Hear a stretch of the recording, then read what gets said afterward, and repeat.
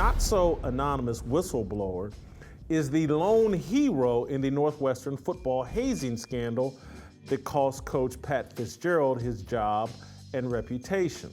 The former player and backup quarterback brought down a popular, successful, and well-intentioned bully. The whistleblower will suffer because of it. His former teammates will ostracize him. He'll be regarded as a snitch and seen as weak. His motives will be questioned. He'll be blamed for ruining the golden era of Wildcat football, a 17-year stretch of pigskin competence that saw the school transform itself from cupcake to formidable opponent to top 25 program. The outed informant's name will live in infamy across the school's campus and throughout the Big Ten. Heroism comes with a heavy price tag. This kid will pay it. There are no other heroes in this story. Certainly not school president Michael Schill, who initially ruled that Fitzgerald's obvious, willful ignorance about a pattern of sexualized naked hazing within the Northwestern locker room warranted a 2-week suspension.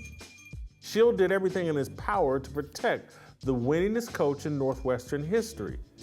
He did not fire Fitzgerald until the whistleblower forced the issue by reporting the sordid details of the Wildcats' hazing rituals. The student journalists at the Daily Northwestern are not heroes either. They simply reported what the whistleblower told them. Their rewards for doing so have already started to trickle in, as professional sports writers from across the country tweet their praises as a way of elevating their own importance. The former players who confirmed the whistleblower's account of the football team's culture of hazing are not heroes either. They're simply honest. Honesty is not an act of heroism, or at least it shouldn't be. Honesty is a reflection of integrity. There will be no harsh consequence for the young men who co-signed the informant's allegations. Some of the anonymous players piling on Fitzgerald's carcass are opportunists extracting a measure of revenge against a coach who challenged them in ways that made them uncomfortable. The Daily Northwestern published a ridiculous story accusing Fitzgerald of enabling racism because he and his coaching staff promoted clean-cut appearances and frowned on dreadlocks. A former player was quoted as saying, "Your blackness was not allowed to shine through," whether it was how you carried yourself all the way down to your hair. I'm not here to defend Pat Fitzgerald. His calculated, willful ignorance enabled a pattern of hazing. He needed to be fired. But there's no credible evidence that he's a racist.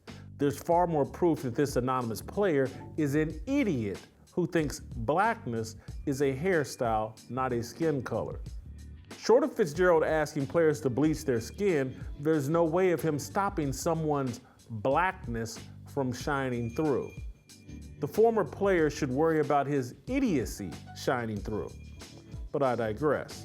I want to explain how the hazing culture at Northwestern likely developed.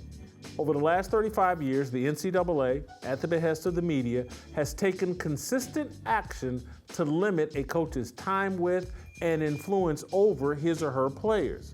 Coaches have responded by leaning into player leadership councils that enforce discipline and maintain culture. In the last decade, many coaches have developed an outright fear of their players. An old school coach trying to instill old school values runs the risk of being labeled a racist or out of touch. Corporate media pretty much always sides with the players in a dispute with a conservative football or basketball coach. The addition of the transfer portal has accentuated this problem. Coaches are now constantly recruiting their current players. They fear imposing discipline. They encourage the players to discipline themselves. The coaches set up players-only safe spaces, allegedly private sanctuaries for privacy. The reality is these safe spaces are zones for player-imposed discipline. The coaches do not want to know what goes on in the locker room. The raunchy and violent rap music played inside most locker rooms is off-putting to old-school coaches. The players-only locker rooms protect the coaches more than the players. Now, a smart coach further insulates himself by opening each season giving a speech that strictly forbids all forms of hazing. Based on all reports, Pat Fitzgerald is a smart man. He played football at and graduated from Northwestern. As a player, assistant, and head coach, Fitzgerald spent 26 years at the elite university. Familiarity, school pride, favored son status, and a need for a unique competitive advantage all likely combined to convince Fitzgerald to look away as his players established a culture of hazing. Hazing works. It builds unity and loyalty. That's why fraternities and other secret societies use it. Yale's Skull and Bones Secret Society has produced some of the most powerful Americans in history, including the Bush political dynasty. According to credible reports, Skull and Bones requires members to masturbate inside coffins and anal stimulation, aka sodomy. Pat Fitzgerald is the Prescott Bush of college football. If you follow my analogy, that would make Northwestern Whistleblower the Jim Garrison of college football. Garrison was the infamous New Orleans district attorney, the only man to bring charges against the people involved in the assassination of President Kennedy. Chew on that.